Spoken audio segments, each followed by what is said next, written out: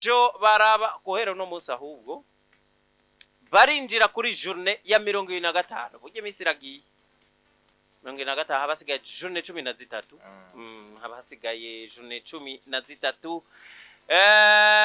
Brighton bazaba bakina na Chelsea uno munsi gihe cy'isaha 4 mu gihe Leicester City bakina na Arsenal ejo igihe cy'isaha 8:30 West Ham bazokina na Brentford ku munsi wejo igihe cy'isaha 11 Southampton na Bournemouth bakina igihe cy'isaha 11 nyene Aston Villa na Ipswich Town bakina igihe cy'isaha 11 Manchester City na Newcastle grand rendezvous uyu munsi igihe cy'isaha 11 Fulham Nottingham bakine igihe cy'isaha 11 Crystal Palace hamwe na Everton igihe cy'isaha 1:30 mu gihe ku munsi wa Mungu Alonso Liverpool na Wolverhampton bazokina igihe cy'isaha 10 Tottenham Manchester United igihe cy'isaha 12 n'igice ku munsi wa Mungu nuko bizoba vyifashe rero muri Premier League. Alonso hari cuvuga kuri Chelsea na Brighton? Mbona match zo bikomeye ni match zo bikomeye cyane gose Brighton ni equipe novuga atari yo gutamundasa gufata minenegwe nikimenya iyi Brighton mengo niyo yakuyemo Chelsea nyene uherutse hari muri FA Cup muri FA Cup ejo bundi nyene na misi nyinshi yashize none basuye guhurira kandi muri Premier League urumva yuko bafise kahise kavuba cyane gose Brighton ikomeretsa Chelsea mu bihe bibi niko twobivuga kuko ugiye kuraba Chelsea uragenda ukarondera novuga intsinzi zibiri bagize muri Premier League zikurikirana muri kino kiringo cya hafi ukazibura ni equipe itariko iragaragaza ububi bwayo bivanye nuko ngene novuga itagenda cyane gose ngo kagirire ariko byukuri nane equipe itariko iragaragaza ibiraro byiza ni equipe ifata ikibanza cya kane kugeza ubu uretse kwire bivanye nuko imigwiri nyuma yabo atabusire nari kiragira ahandi hoho ni equipe byukuri nayo nyene itariko iri convaincre ariko kuri Brighton nayo ni equipe ubona ko urazi ko mu nkino zitanu ziheruka Brighton ifise umusaruro mwiza kurusha Chelsea kuko Chelsea yanganije zibiri itsindwa zibiri oya yanganijwe rumwe itsinda zibiri itsindwa zibiri mu gihe Brighton yatsinze zitatu itsindwa zibiri ariko muri confrontation kuko wari ubivuze match iheruka babatsinze muri FA 2-1 Brighton ariko zine zaheruka zindi nazo Chelsea bafise umusaruro mwiza batsinze Brighton inshuro zine zose rero nuko bimeze Brighton like ifise anovuga ivyibukiro vya bibi vya hafi muri Premier League ni equipe yerutse gutsinda ibitsindo byinshi cyane ibitsindo ndwi amwe batsinzwe na Nottingham ndwi byose kubusa urumva ko aho kantu byo kubi siketse bonia ibiryo revya mabi ba Premier League ni ngaxi diba yabase kuvuga ngo equipe bari mbi ariko ni ibintu Aston Villa uko itsindiye ndwi Liverpool iyi Brighton nyene yari yatsinze Bournemouth 5-0 kandi Bournemouth yaratsinze ntuze 5 nayo nyene yatsinze Nottingham 5 ni bya Premier nyene ibintu cyo kubiharurira ku rukino buca rubo ico nzi cyo nkiko ariko bivuga classement nziza kuri bose Brighton ni y'icumi sikure kuko uvuze y'icumi Brighton iri imbere ya Manchester United iri imbere ya Everton iri imbere ya Tottenham kanone ni ziri imbere yayo ntabwo zisumba amanota menshi oya aha urabona nk'ubu batsinze bazoca baja ku Villa iramutse itsindwa kuko bo bafise 34 Brighton mu gihe Aston Villa ifise 37 yakangahe y'umunani bo bari ku mwanya w'icumi sikure ni nkoko ariko rabivuga equipe zimaze kuba zitwara neza kubarusha nize za Bournemouth imbere gato ya kuri naho nyene mugasamanota menshi na 6 biyabigishoboka mugani wawe hanyuma uko nariko ndaraba probability yo gutsindana uko babaha amahigwe Chelsea bayaye amahigwe ibice 41 Alonso Chelsea nekuba ko aribo baduta yuko ishobora gutsinda oya ahubwo babahaye amanota menshi kuko Brighton bayihaye 33% za victoire mu gihe Nile bayishize kuri 26 Nzi ngo na makoti bagiye barataha. Oya ni probability Ni chance zo win probability bazokenera rero ku kibuga ca Brighton citwa The Amex nuko rero bizoba bimeze hariya ku ruhande rwa Brighton na Chelsea nkuko twariko turabivuga urundi rukino kukurabira hamwe no rukino Alonso ruzoca rukurikira ugo gwa rugono munsi Leicester City na Arsenal faze yale byabaye 2-3 Arsenal yatsinze ibitsindo 3-2 uno mugo wa Leicester City Arsenal igice ca metsinda 2 Leicester City igice ca kabiri azira bigomboro byose Kai Havertz aza kubatsindira igitsindo ca gatatu ariko ni equipe ya Leicester City itifashe neza muri iki gihe Alonso bazaba bari King Power Stadium hariya Arsenal bayihaye ibice 73 by'uko ushobora gutsinda match kuri 10 vya Leicester kuri kandi 17 bahaye intuzenya amahigwe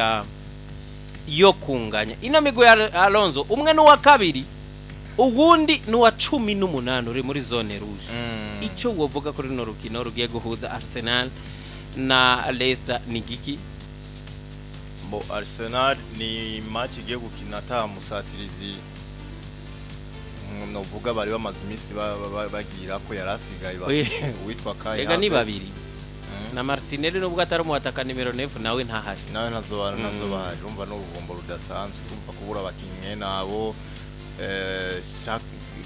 witwa Saka ntaragaruka byukuri ni equipe Arsenal novuga izo heureusement yuko ije gukina na Leicester City nayo nyene Moharma batameze neza ariko Premier ni Premier nyene sino Arsenal ugiye kuraba urondera abantu novuga baza kuyitsindira ukabahura nabaye bakinyi yo kwitwaza kugira ngo ize gutsinda ino match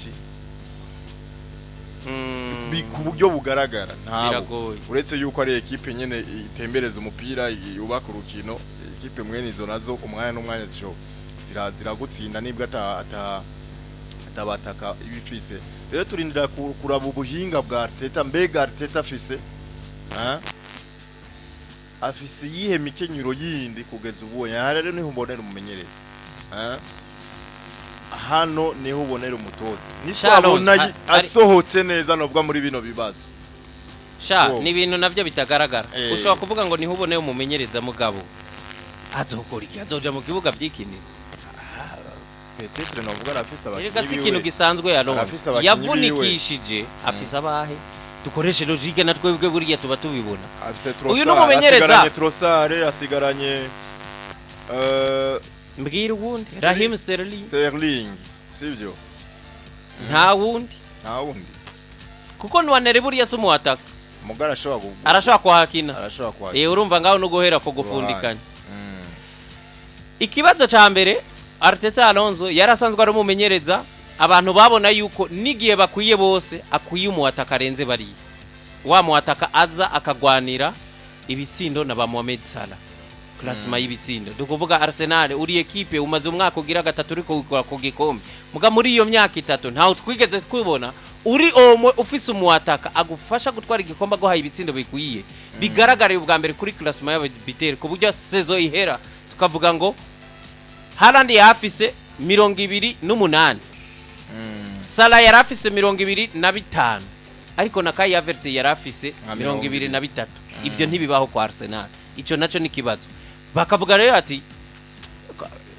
yari nariyumviye nti kube uyu mugabo uwitwa Arteta Guardiola yaramukoronije kujya amubere mwarimu aramwigana akamwigana n'amakosa wazo Guardiola yigeze kugira ibi bintu byo kutunga equipe ya Alonso tagira umuhataka Tuge yayifitiye Gabriel Jesus ariko hose bavuga ati ntafise umuhataka uno musi Arteta afise Gabriel Jesus nka nimero 1 w'umuhataka mugiye City kimufise yakose yakwata umuhataka ifise nikimenya Gabriel Jesus azokora byose muga ntuzopfa umubonye muri class kuva yaba mu Bwongereza yabaye mu migwi myiza yabaye muri City nziza aza muri Arsenal nayo igiye mu bihe byiza ntarigera aba no mu bataka batanu bafise ibitsindo byinshi uyu sumu wataka afise travail nyene imeze nk'aba bawinga nk'abandi ba mediateur nyene kuri Kai Havertz uyu yaguzwe nk'umukinyi wo hagati Arteta aragerageza ibyo biranga biza kumukundira imbere gato naho nyene paraporo yaba afise bagize imvune bagize imvune si kubera ko ari we yari mwiza ku rugero rw'abo bandi abo tuba tuvuga bande ibaze na za Newcastle ziba zirusha umuhataka mwiza Arsenal na za ntuze za Aston Villa ziba zifise babiri beza kurusha umuhataka wa Arsenal none uno munsi Alonso yisanze muri situation bamwe twavuga nabo nyene ko ari kazuyaze mfise umugenza akunda kuvuga kantu ikintu kibaye bayacita ngo kazuyaze Gabriel Jesus ntari season nzima ivyo byari bimaze ukwezi bibaye uwitwa Kai Havertz yamukurikiye mu myimenyezo bahoramwe muri Dubai uwitwa Saka umwe mu bantu uvuga ngo Arsenal irashobora kuziga ibitsindo mu bandi bose abawinga n'abamediate abo ba Trossard bande amaza amezi abiri ntahari service ziwe ntazo imbere ya Bukayo Saka hari Odegaard yagiye bibazo biravuka iyi equipe ya Alonso tuvugishije ukuri tukaraba ivyo bibazo byose by'imvune kimwe mu bintu bishobora kukubuza igikombe harimo imvune urabona kabisa nubwo baririmba ngo Everton yarayibafashije kunganya na Liverpool barinda ko bashemwa amanota 9 urabona Arsenal by'ukuri hari amahigo yuko yiruka ku gikombe na City na Liverpool uravye abo bafise kugeza biragoye kugeza ubunye biragoye uretse yuko bari bagakwiriye nobwa kuba baraguze umukinyi nobwa nko muri no janvier bakazana nk'umusatirizi muri janvier ariko kuba iyi janvier yabacize atamukinyi baguze umuhataka kuko benshi baravyibaza urumva aya byo kuri hano byarangiye kuko Saka nibwo yogaruka azo contribute nobwa mu kurondera ivyo bitsinda ariko si wa undi wovuga ngo azo gutsindira nka ibitsindo nka bingaye bimwe nyene urumva biheka equipe oya kugeza ubunye urabona ko Arsenal yahaye amahigwe equipe ya Liverpool kugirane kubandanya biruka kubandanya novuga bicira mu nzira nziza iteguye mu kugana ku gikombe niko twobivuga kuko na equipe ya Chelsea yoyo yari nyuma itwereka ibimenyetso yuko ufise iri capable kuza ku challenginga hari byaranse byagarukiye hagufi urumva equipe nayo yokora ibitangaza ni Nottingham ariko nayo ifise ayigarukiye kuri Arsenal ni equipe ubona ko ikibazo c'imvune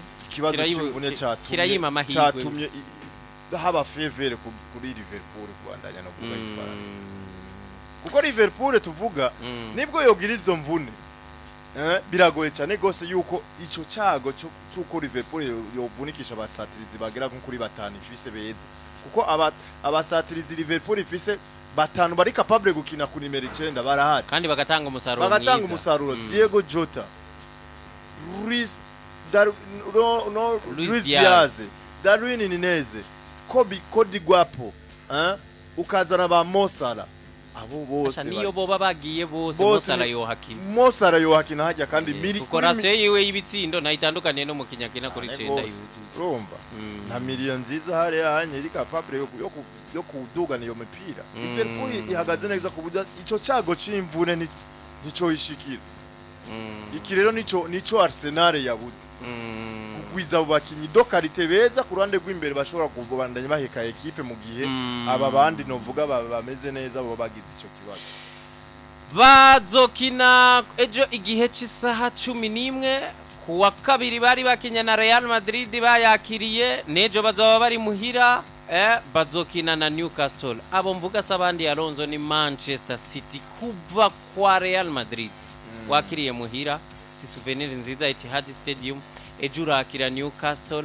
byukuru bushobozi bwino equipe ya Manchester City canke ifise umusozi wundi ungana gote ku bwawe uburemere bwo guhura na Newcastle muri championnat uvuye kwa City bavuye kwa Real Madrid mu ndwi zusubira kwa Madrid nyene iyi match ya Manchester City na Newcastle uyifata gute ni match ubona mu ishusho nyabaki ni Manchester City iragana imanga imanga ndende cyane gose ku buryo novuga bitazoyikundira kwivamo itera yimburuka kurokoka simba kuko omwe basi yo bava kwa Real Madrid bahakuye na Nil bakaza gukina no match bahakuye na Nil bavuye gutsindwa uje gukina na Newcastle hagati mu ndwi izogenda i Madrid ucuva i Madrid ushikire kuri City ushikire kuri Liverpool rega bishiremwo nibi ushikire kuri Liverpool muri weekend izokurikira iyi ni manga Manchester City iri kwiraganamwo ku buryo kuvyura umutwe hano ntariko ndabibona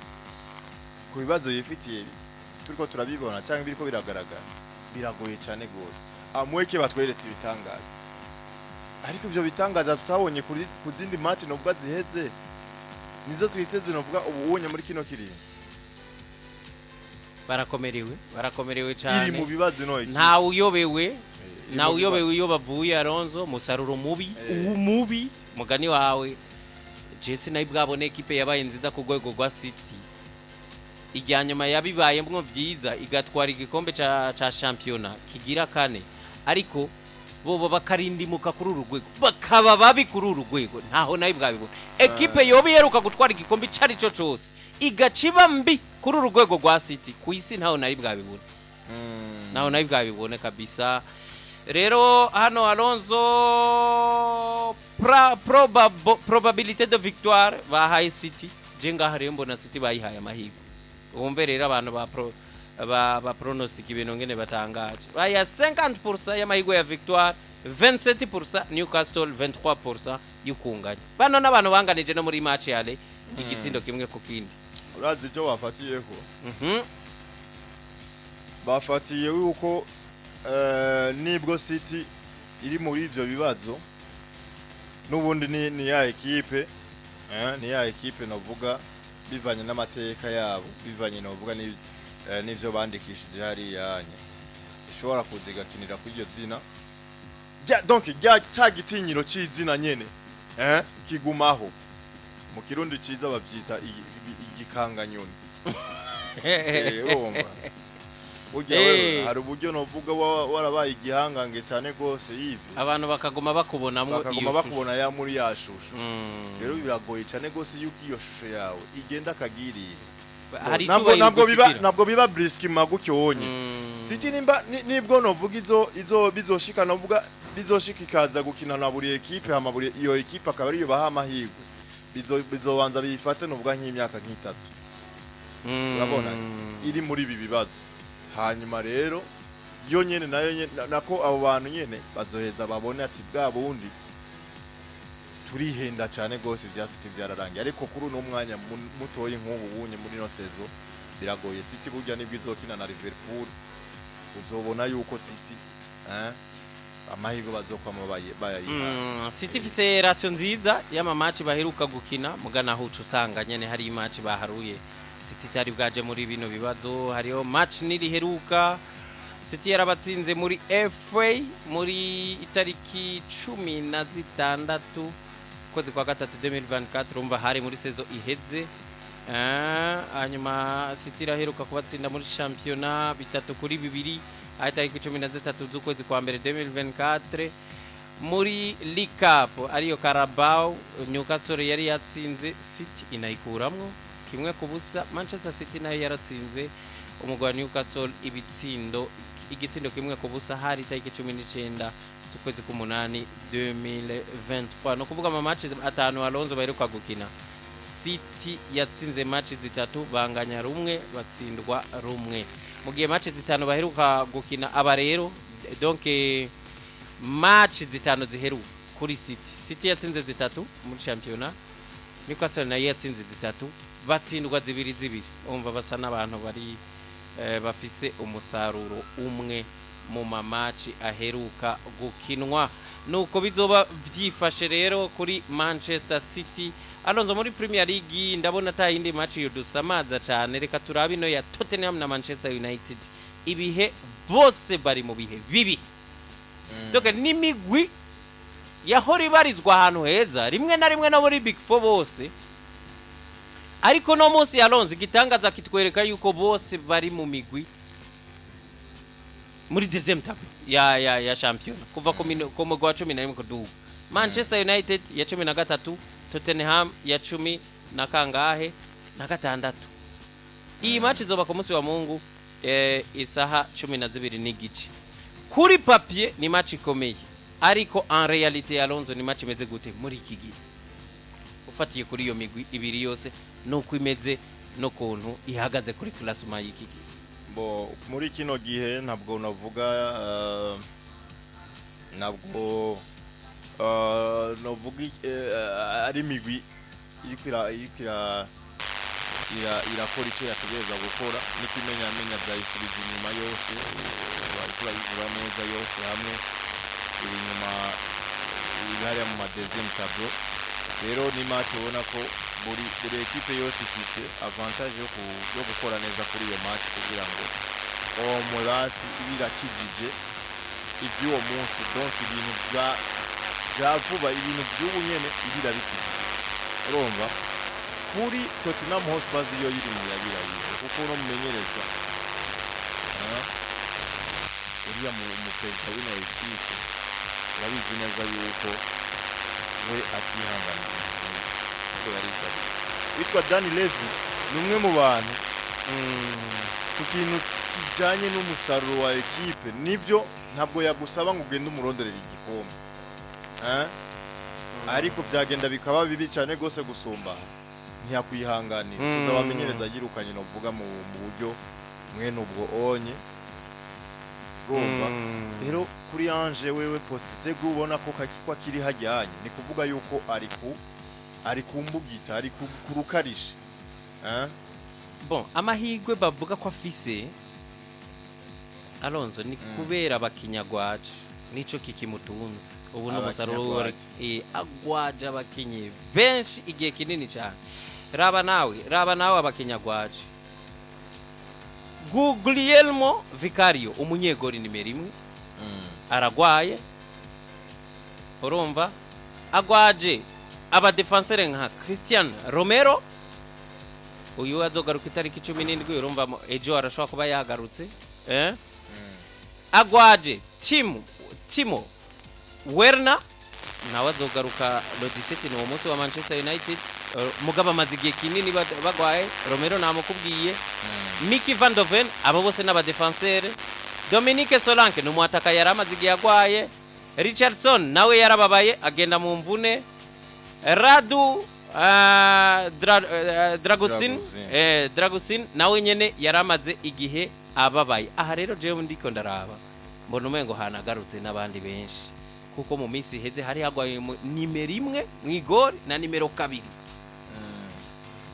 ariko abo bose bakavuga rero bati umumenyeza arikagira ibibazo by'umusaruro mubi mugabo bavuga yuko icamutunze na bukebuke catumye batolera na bukebuke nizo mvune z'abakinyi benshi cyane yagize. Tottenham buriya tuvuga ikipe zagize imvune ya Alonso nta nimwe yirusha nta nimwe yirusha. Kimenyamenya byayisubije inyuma cyane ngo byayisubije inyuma muga ntibisigura ko isubire itegezwa gusubira inyuma kuri rujya gwego. Umva haba harimo ako kantu bavuga ati reka turabagaruye abiwe nawo umusaruro uzobandanya umeze gute mugabo nawo kwa Tottenham ntibiba bimeze neza. Nico kimwe rero no kwa Manchester ubona ko Manchester bigoye cyane gose kuronka insinzi 2-3 zikurikirana kugeza muri kino gihe kuvuno mumenyereza gishitse naho novuga aragira insinzi 3 zikurikirana muri Premier League kiretse novuga ivyo bakimurindiriye ko kugeza ubunye bigaye.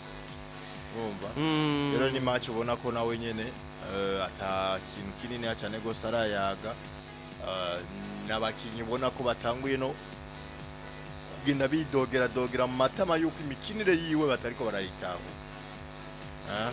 Ari naco banashima benshi babona yuko kiriko kirasubiza inyuma Manchester. Kuko Manchester ni equipe novuga FC identité yabo imikinire yabo Donatille kina 4-4-2 kuva kuri ba Ferguson. Aba bamenyereza abandi baje gusubira Ferguson baragerageje guhindura bivanye naho football igeze barazana imikinire ya 4-2-3-1 canke 4-3-3 warabona neza yuko mu bya function. Umenyereza Amorim uraraba umusaruro wiwe novuga kuri ayo match ya mbere ariko arakinisha ukabona yuko ataho bihuriye n'abamenyereza bose novuga bagiye bamenyereza Manchester. Icyizere rero novuga indongozi baca bagaruka bakamugirira nuko ari projet nshasha bamuzaniye. Iyo projet nshasha biba ngombwa yuko bamuha mwanya, sino bagize gutya ngo bamusezerere. Oya kumusezerera nibaza yuko waba yihuse cyane. Waba yihuse. Donc ni projet nshasha bisaba yuko bahabwa umwanya canke habwa umwanya kugira ngo yubaka ivyo yubaka hama babone umusaruro wiwe. Rero kugeza ubunye ni nayo mpamvu ubona yuko uko yotsindwa kose uko akinisha kose bari birabisha amaso, sino umusaruro ntabwo ari mwiza. Nawa azoba abuze Mason Mount amazige yabuze, azoba yagarutse mu guwo munsi gushiko bari blessé, biragoye kwizera rero ko azoshika mu kibuga. Luksho nawe azogaruka atevye mu kwa kane. Lisandro Martinez nawe azogaruka Lisandro Martinez bini biki Alonso. Sezo yaraheze. Sezo yaraheze kwe. Yaraheze. Kumvune ya le 2 janvier 2026. Iyo sezo yaraheze. Johnny Evans nawe itariki azogarukira ko ntiramenyekana, nawe ivyo ni bimwe mu bibazo biba biri kwa Manchester United. Duhereze kuri Liverpool Alonso. Liverpool izobikina na Wolverhampton iyakirira Anfield. Wolverhampton hari kibazo yoteza Liverpool nziza. Navyo ndiko ndabona Wolverhampton ni equipe nziza. Ariko byo kuri biragoye kuyitega Liverpool navuga iri muri chance y'igikombe nk'uko ubu. Liverpool agenda no kuraba imigwi imaze kuyinyereza ni mike kandi ntabwo ari jare y'imigwi novuga nk'izi za Wolverhampton. Urumva rero biragoye kuri Wolves kuza gukora ibitangaza nobwo byo guhagarika Liverpool. Nivyo bafise abakinyi beza, barafise Mateus Cunha ariko raronderwa n'imigwi myinshi myiza bakinyi novuga iyo batamufise baragira ibibazo. Ariko byo kuri Wolverhampton ni equipe ubona ko byo kuri atacinshi twoyitega ko kuri no match ya Liverpool. Wolverhampton simwe yatsindwa na Arsenal kimwe ku busa tubona turi kumwe kwa Ali. Yego. Ni equipe nziza irigwiriyemwe aba Portugais ki ifise classement mbi. Ni naho nyene biyobeye. Ni naho biyobeye rero equipe ya mbere gushika ubu Alonso ni equipe ya Liverpool na manota 57, Arsenal ni ya kabiri na manota 50, Nottingham izo mu mwanya wa gatatu na manota 47, Chelsea iza mu mwanya wa kane na manota 43, Manchester City mu mwanya wa gatanu na manota 41, Newcastle iri mu mwanya wa gatandatu na manota 41, Bournemouth mu mwanya wa 7 na manota 40, Aston Villa mu mwanya wa 8 na manota 37. Imigwi Alonso izokina mu rukino rukomeye Manchester United hamwe na Tottenham bari mu mwanya wa 13 na 14. Manchester imbere na manota 29, Tottenham 27.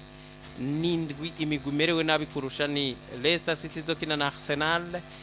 Mu nkino zitanu Leicester City yatsinzwe 4 itsinda rumwe. Iyi equipe ntibiri mu nzira y'ukwirokora kuva mu ntuzi. Ipswich Town iri mu mwanya wa 19 na manota 16, Southampton iri mu mwanya wa 20 na manota 9 yonyene. Nuko rero byifashe ku ruhande rwa Premier League. Reka tugende hariya kuri ligi ya kabiri ku isi ariyo La Liga inyuma ya Premier League. Uno munsi Alonso equipe ya Girona na Getafe baraba bakinegiye cy'isaha 4 z'ijoro, mu gihe ku munsi weje igihe cy'isaha 9 Leganes na Deportivo bazokina. Deportivo Alaves, Osasuna na Real Madrid bazokina igihe cy'isaha 11 n'iminota 15. Atletico Madrid na Celta Vigo bazokina igihe cy'isaha 1 n'iminota 30, mu gihe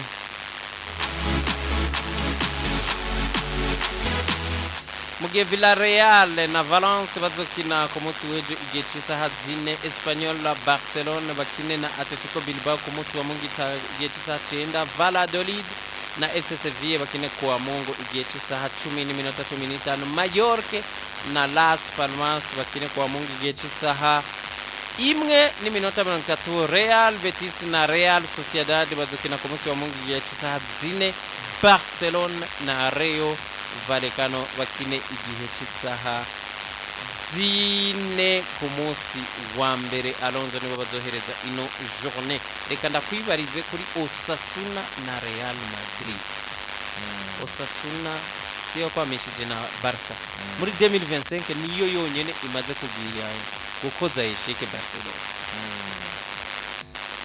Real Madrid gabeja Osasuna ni ekipe nziza ariko polisi ya ekipe nayo nyene kotega Madrid kotega machanke kutega kutangaza kuri ekipe na Madrid ubona ko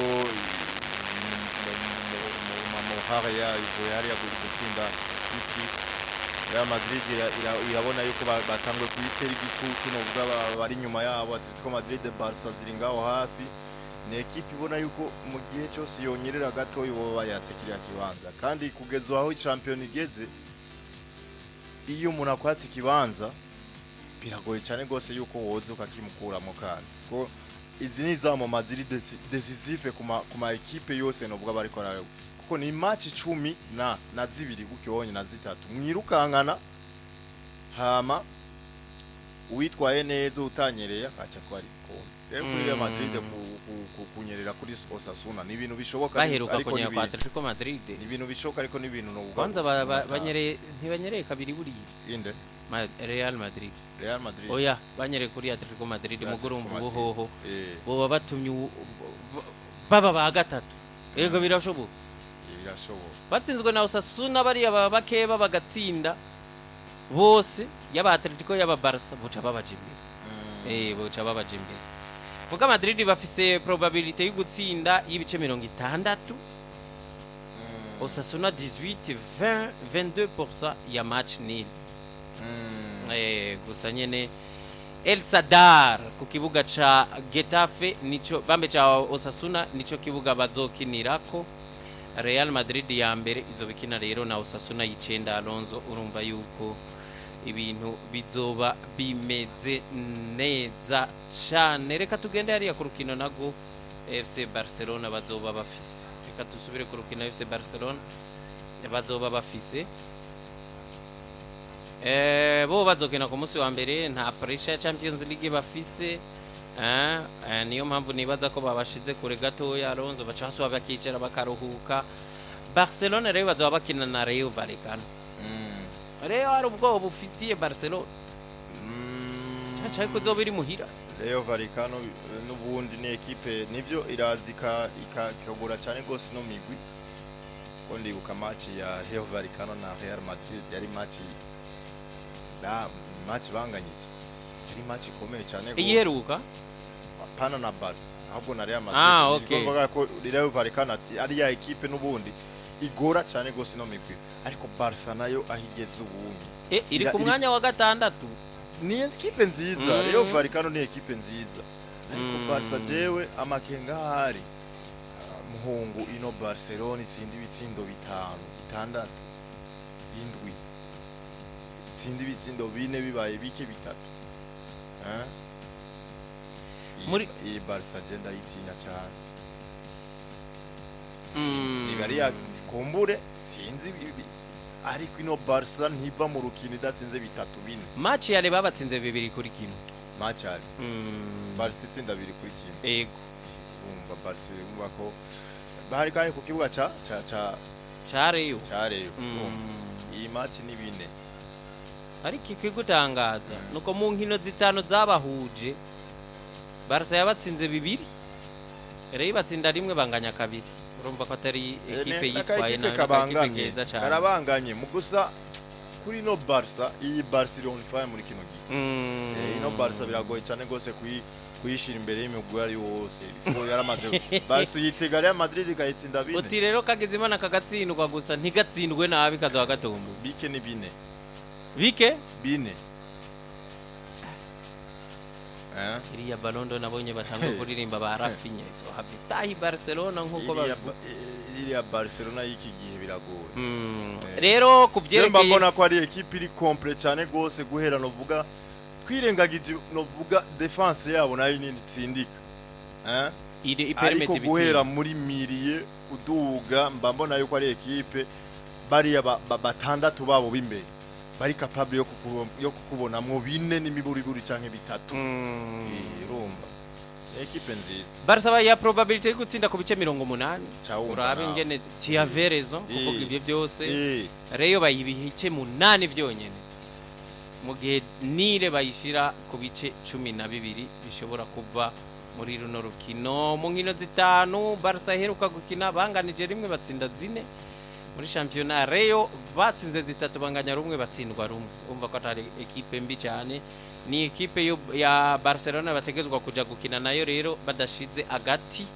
mu ginyi Real Madrid niyo ya mbere n'amanota 50 Atletico Madrid niyo ya kabiri n'amanota 49 Barcelona n'amanota 48 Atletico Bilbao bari mu mwanya wa kane n'amanota 48 Villarreal bari mu mwanya wa gatanu n'amanota 40 Reyo Vallecano twavuga iri mu mwanya wa gatandatu n'amanota 35 mu gihe Alonso imigwi ihagaze nabi ni Valence ya 18 n'amanota 22 Deportivo Alaves ya 19 n'amanota 21 mu gihe Valladolid iri mu mwanya wa 20 n'amanota 15 Ronaldo equipe yuzo hafisubiya mu cakabi yasubirayo Ronaldo Luis Nazario zosubiraho yazananye zo hafisubira iyo yaje iva nkuko dukunda kubivuga hano reka dukubitire hariya muri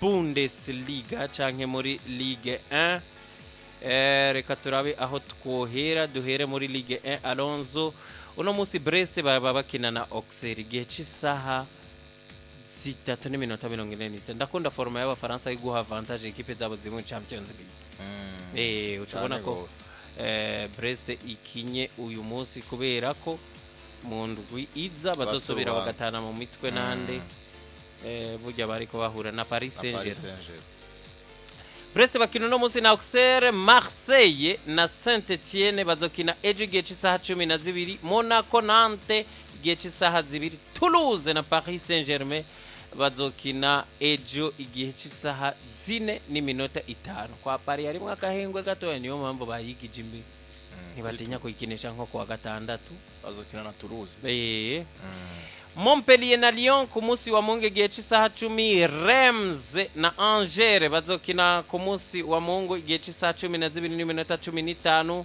Lens na Strasbourg bakine igihe cy'isaha 12:15 Le Havre na Nice bazokina ku wa Mungu igihe cy'isaha 12:15 Rennes Yande ya Bibe bazokina na Lille ku wa Mungu igihe cy'isaha 6:45 hari cyo kuganira ngaha mu Faransa ko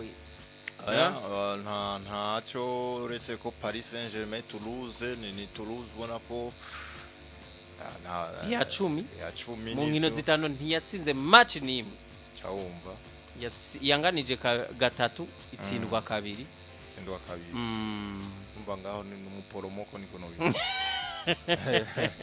n'umumanuko Paris Saint-Germain ya mbere n'amanota 53 Marseille ya kabiri n'amanota 43 Nice ni ya gatatu n'amanota 37 Monaco ni ya kane n'amanota 37 Lille ni ya gatano n'amanota 35 Lyon ni ya gatandatu n'amanota 33 mu gihe imigwi imeze nabi cyane ni Saint-Etienne ya 16 n'amanota 18 Le Havre ya 17 n'amanota 17 Montpellier ni ya 18 n'amanota 15 yonyene nuko vyifashe hariya muri Ligue 1 mu Bufaransa. Turabe muri Calcio ni hariya mu Budagi shampiyona ifise amazina abiri ya Alonso. Calcio canke Serie A. Siko dukunda kuvyita. Calcio canke Serie A yo mu Butaliyano nayo aba ariyo dusa n'abagiye guhereza ko. Bologna barakina na Torino ni ku munsi kuri uno munsi wa Saint Valentin. Bologna yo isanzwe ifise n'amabara ya Saint Valentin. Koresha amabara ya noir rouge. Torino nayo bakina uno munsi. Hakaba hariho izindi nkino zitegekanijwe ku munsi wejo nka Atalanta na Cagliari. Atalanta izobiri muhira ikina na Cagliari igihe cy'isaha 10 z'umuhingamo. Lazio Roma na Naples bazokina ku munsi wejo igihe cy'isaha 1 z'ijoro, mu gihe Milan AC nayo ifisa amabara ya Saint Valentin izokina nande na Hellas Verona azoba ari ku munsi wejo igihe cy'isaha 3:45. Fiorentina na Como bazokina kwa Mungu igihe cy'isaha 7:30. Monza na Lecce bakine ku munsi wa Mungu igihe cy'isaha 10. Juventus Inter de Milan journée bambe match ya journée bazokina igihe cy'isaha 3:45. Genoa hamwe na Venezia nabo nyene bakine kuri yo saha nyene mu Butaliyano. Juve Alonso hamwe na Inter no kuvuga umugwi wa kabiri n'uwa gatanu kuri classement sikure na kure, urumva? Ariko n'amahigwe bahaye Inter bayihaye amahigwe menshi cyane kurusha ekipe ya Juventus. 42, 29, 29 ya Nil. 29 ya probability ya win ya ntuze ya Juve. Urabona ko bahaye amahigwe cyane uno mugwi wa Nerazzurri wa Inter de Milan. Niwe mugwi mwiza kuri Juve no vimaze imyaka ingahe atari iritwara neza, kuko Inter de Milan ejo bundi bafise iki gikombe. Ikindi naco ni Inter de Milan effectif, uravye effectif yayo ni ya Juve, hariho différence bien sûr. Effectif nziza ni ya Inter, hama Juve nayo iri concentré cyane gose na match retour bazokina na muri UEFA Champions League bafise na Feyenoord nivyo. Oya si Feyenoord yakini na AC Milan. Ni match Juve bazokina nande na PSV. Niyo muntu uzenya yo muri Pays-Bas. Urumva bafise rero déplacement muri nondwe hagati. Bazokina mercredi. Bazoja hariya muri Pays-Bas. Ni kuvuga yuko Inter de Milan bafise yo avantage yo kugenda gukina na Juve. Umutwe wabo wose uriri kuri ya déplacement ya PSV.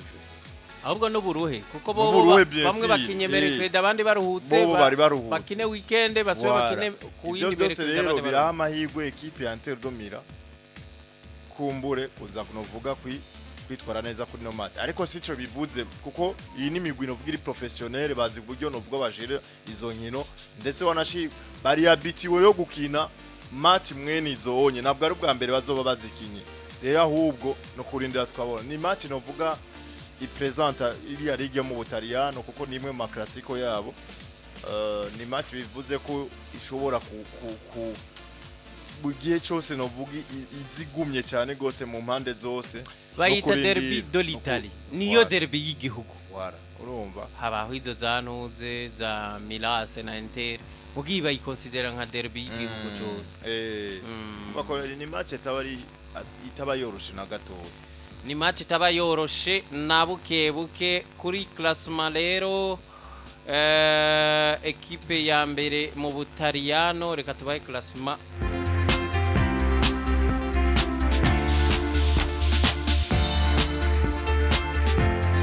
Ekipe ya mbere Alonso ni Napoli n'amanota 55 ikurikirwa na Inter de Milan ya 50 mbame ya kabiri n'amanota 54 nane Atalanta ni ya gatatu n'amanota 50 Lazio ni ya kane Atalanta ni ya gatatu n'amanota 50 Lazio ni ya kane n'amanota 45 Juventus de Turin ni ya gatanu n'amanota 43 izindi ekipe zikomeye twababwira ni nka Milase yindwi n'amanota 38 Roma n'amanota y'icenda n'amanota 38 hanyuma ekipe zimerewe nabi cyane ni Parme ya 18 n'amanota 20 Venezia 19 n'amanota 16 Monza ni yanyuma n'amanota 20 yonyene nuko byifashe Alonso hariya mu Butaliyano. Reka tubandanye n'izindi shampiyona nazo.